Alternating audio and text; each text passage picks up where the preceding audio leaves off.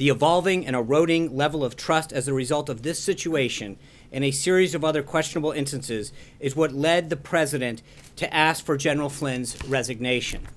Immediately after the Department of Justice notified the White House counsel of the situation, the White House counsel briefed the president and a small group of his senior advisors.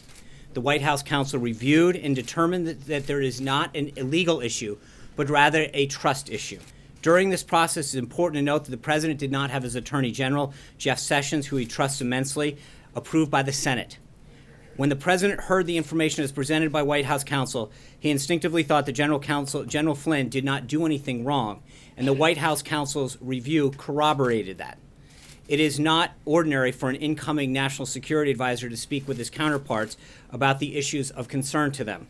In fact, he spoke with over 30 of his counterparts throughout the transition. The issue here was that the president got to the point where General Flynn's relationship misleading the vice president and others, or the possibility that he had forgotten critical details of this important conversation, had created a critical mass and an unsustainable situation.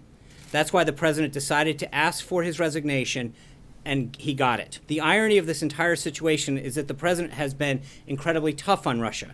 He continues to raise the issue of Crimea, which the previous administration had allowed to be seized by Russia.